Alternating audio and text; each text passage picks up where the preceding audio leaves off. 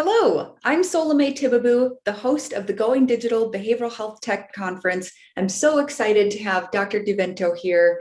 Welcome. Thank you so much for having me. It's excited to be working with you on this project, as I know we've done for other projects before. Thanks so much. Why don't we start off by telling the audience about yourself and what exactly a Chief Mental Health Advisor at YouTube does?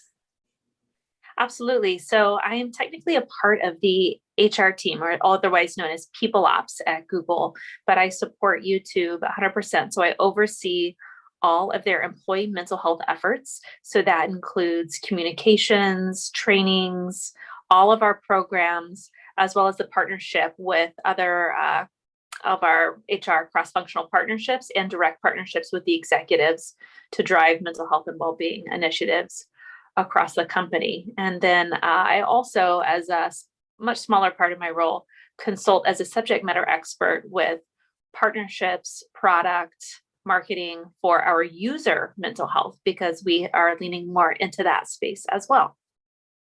Amazing. I can't wait to learn more.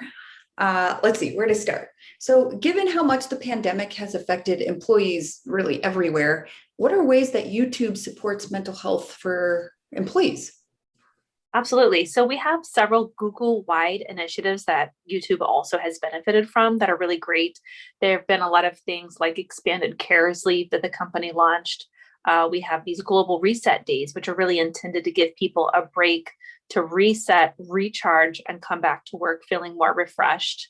We have a well-being stipend that was given to employees earlier this year so that people can take care of their mental health and well-being in the way that works best for them, since we have seen that the experience, especially during COVID, is so individualized and hyper-personalized during this time. And then also Google launched a vacation incentive. So for folks that take at least 4 days of vacation in Q2, they get a bonus day in Q3. So I've scheduled my days. I'm really looking forward to that. So that's exciting. And at YouTube, we have several other programs that we've launched specifically to support employee mental health and well-being. One of those is leveraging manager well-being one-on-ones. So this is really coaching up managers to facilitate and have well-being conversations with their reports.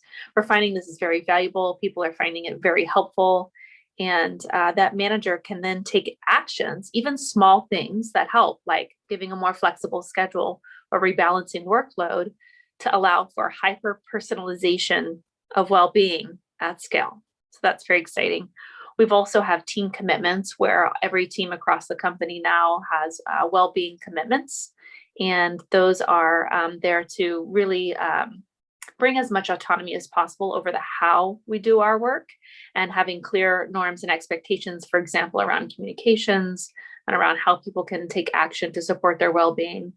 And so folks are finding that valuable as well. And then finally, we did a pilot at the end of last year for Focus Fridays. So this is a day where we minimize unnecessary meetings to allow for larger blocks of deep focused work time. And we do it intentionally on Fridays so that folks can put a pin in projects, clean out their inboxes, or get closer to it at least, and better be able to detach during the weekend. So it minimizes or in best case eliminates the need for weekend work. So this certainly, that detachment from work allows people to recover and recharge, and significantly reduces the risk of employee burnout, so that folks come back feeling refreshed on Mondays and actually increases productivity throughout the work week. Wow, that sounds incredible. I need to implement some of those things, but unfortunately, I'm planning a conference, so maybe not. How wonderful. That's really great. But, with that, I wonder what challenges arise with attempting to provide emotional well-being support for such a large organization. Well, first and foremost, there is no kind of magic wand that we can wave, or like one size fits all solution, which would be so great that we can really lean into. Experiences, especially during COVID, has been so hyper personalized, and even outside of COVID, well-being is so hyper individualized that it does become difficult to meet everybody's needs. And so certainly we want to lean into solving for the masses, but we don't want to forget, if we take that 80-20 rule, we don't want to forget that other 20%. We want to dig in to see what are their well-being needs. How can we better frame our programs to tailor for these different populations? And so doing that does take more effort. It does take really intentional look at the data, for example, and it takes really strong cross-functional partnerships. I'll also mention that kind of supporting well-being at YouTube and across Google is complicated because we need to get that executive and cross-functional stakeholder alignment for any initiatives that we want to land, which sometimes can be a challenge because everybody wants to solve well-being, in different ways. But we've made a lot of strides in that area. And certainly when we have that alignment, our programs land better because we have support from the ground up for what we really are hearing that folks on the ground really want, as well as that support tops down. So we have that explicit executive support and permission, as well as changing the system or creating the kind of implicit infrastructure to allow people to take advantage of the resources that we're putting out. So certainly is a challenge. Again, we can have great programs day in and day out, but unless we really get at the root cause of some of these issues that are driving well-being concerns, we tend to have shorter term progress or shorter term impact. And we really want to look at that long-term impact that's sustainable for us as a company over time. Well, Dr. DiVento, you certainly make it seem easy, but managing culture and different stakeholders I can't even imagine. So really impressive. And I really liked what you said about specifically having direct managers involved. That must be such a huge component in terms of personalizing. That makes a lot of sense. Why not have the direct manager helping and guiding the personalization? But I'm sure opportunities and challenges come with that too. We actually really want to lean in to where we have a stance of everybody actually plays a role in supporting employee mental health and well-being. So that's the executive team who has a responsibility to really set the culture and create the infrastructure so that people can take advantage. And it goes down to the VPs and the director who help maintain that culture and drive and implement things tailored for their teams in different ways. And then the managers really lean in as that front line and really seeing, who's going to see if somebody really is struggling, who's going to see it? It's going to be a peer or a manager. So managers really leaning into that space and saying something, and also opening up and creating the space for those conversations to happen in the first place. So people have the opportunity to speak up and ask for needs to be met, which is great. HR certainly has a major role across all of our different teams within HR to lean in to support people with our programs, our systems, our accommodation infrastructure, all of that, as well as being able to respond very quickly to employee needs as they arise. And then finally, peers. We don't think about peers that much as having a role to play in supporting mental health, but they do have a role. They play a role. They contribute to the culture, and we also find that when people feel included, it directly supports well-being.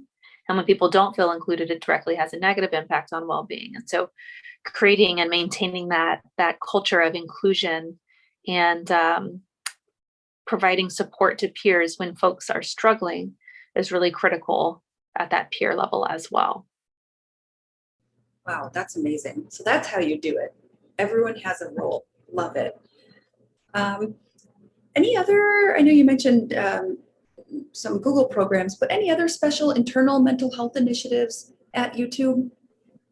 Yes, actually one of the coolest initiatives that we launched, I'm trying to think of the timing of it, if it was actually during COVID, but it was something that was in the works even before COVID, but is a mental health newsletter. So we have a mental health newsletter that goes out at a regular cadence. I believe it's every other month right now. And it highlights trending tips. So kind of mental health tips that are top of mind and that are timely, as well as internal resources that kind of match that month's theme or whatever is going on.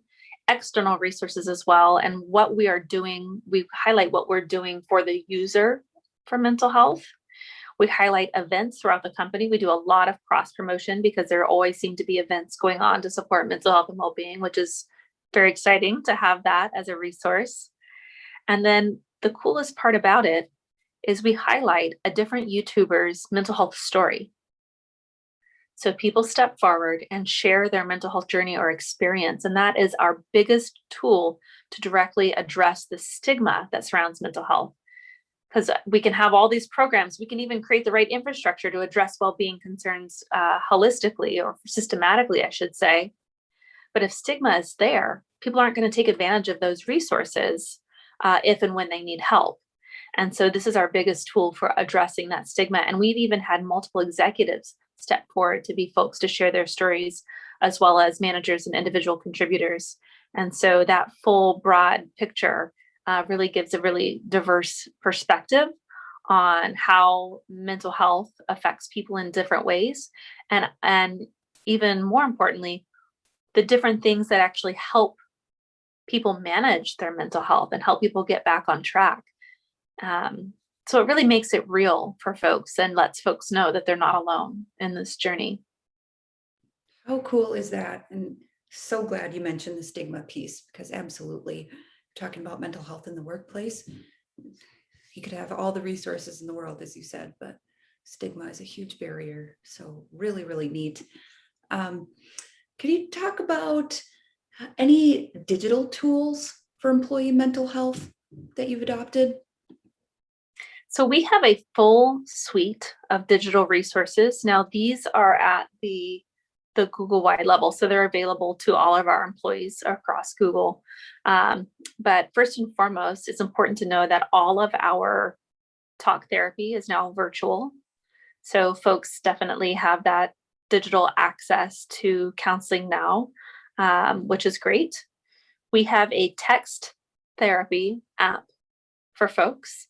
So it's a separate medium. So for folks who want, maybe they just prefer text as a medium for counseling, certainly, but maybe they also live in a place where they don't have privacy to take a personal video call, or they don't have the time to take a personal video call if they have, say, a lot of childcare responsibilities or something like that, then the text therapy option is really great because they can engage in a different way and still get their mental health needs met.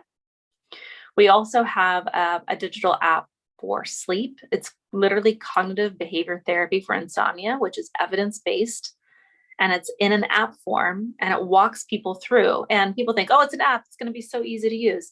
It actually takes effort because people are still learning to build skills and change behaviors and routines in their life, but very, very high effectiveness rates.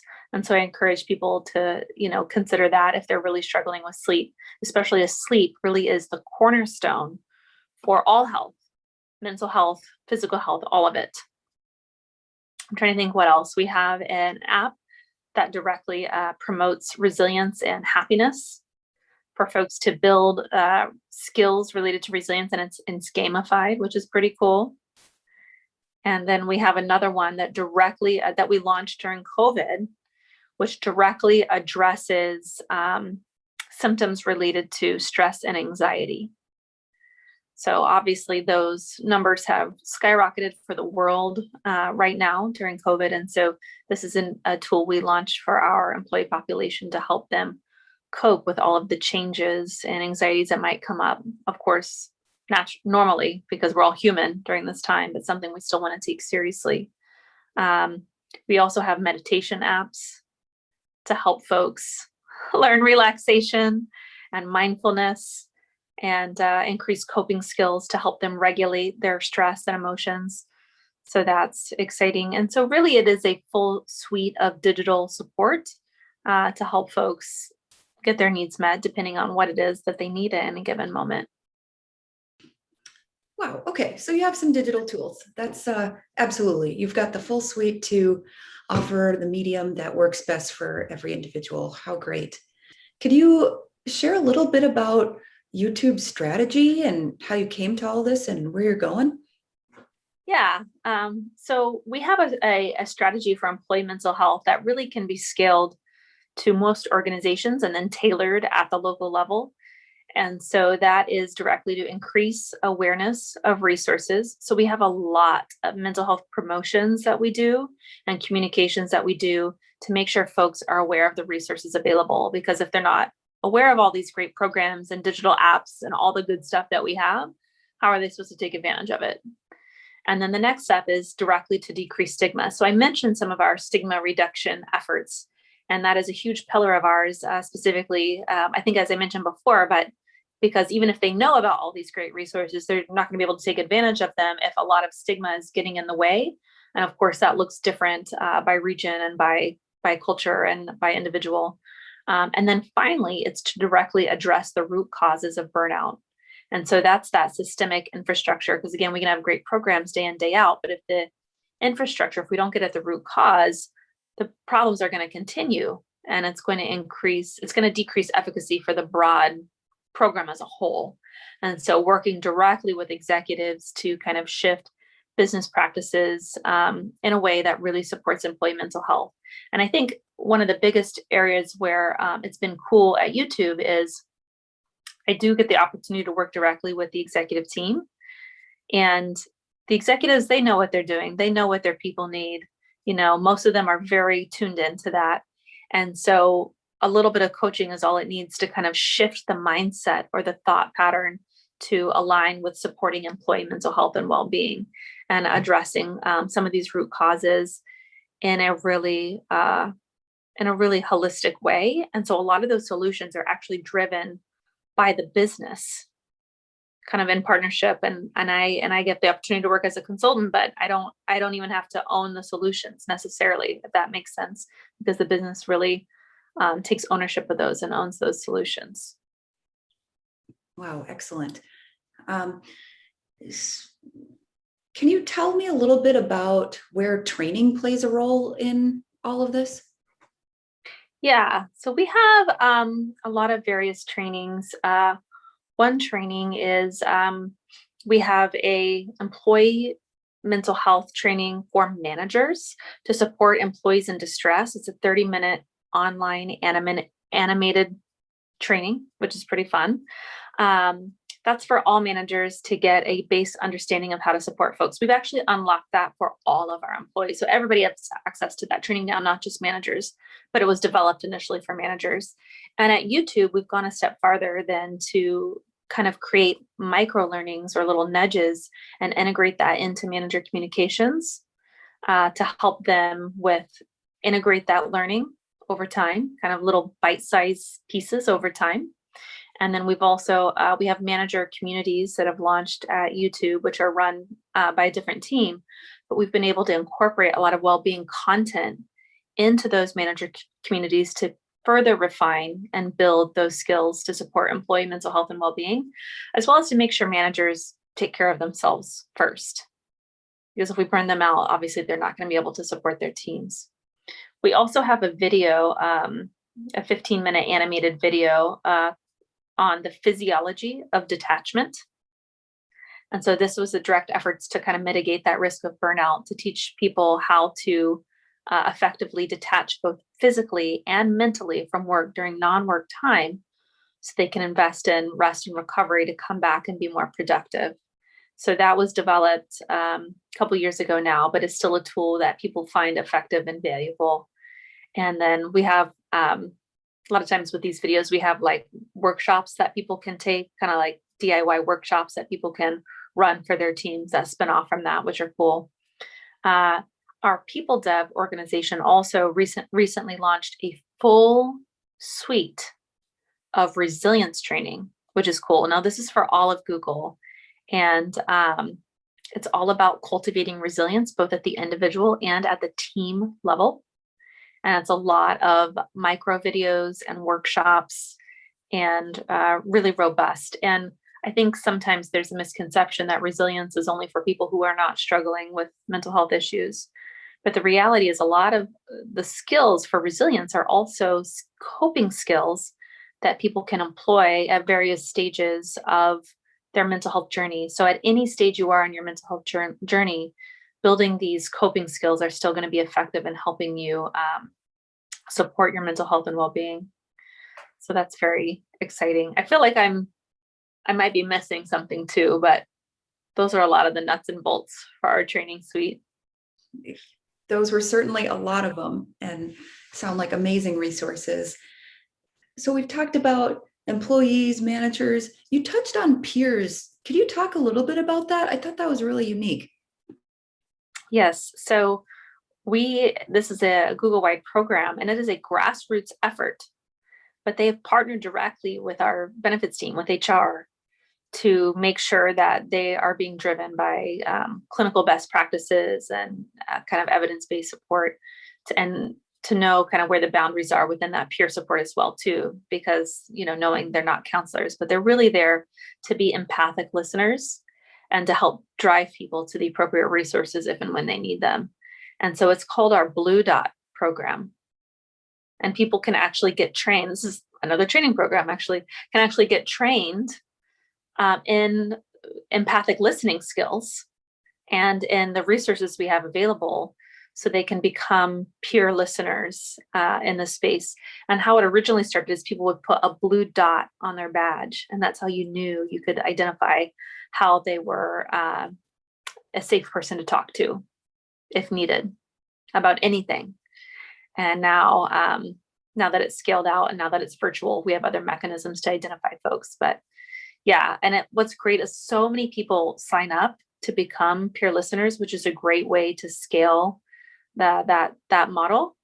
And it just really goes to show the strong allyship that we have internally. And so it's that indirect communication or nonverbal communication. When you see so many people are trained in this area, I think that speaks volumes, which is great. That's just remarkable. Dr. DiVento, you've accomplished so much already at YouTube and Google and beyond. Do you have any hopes or wishes for the future in terms of employee mental health there? Yeah, I think I've noticed over the last few years that roles in supporting employee mental health and well-being are becoming more common.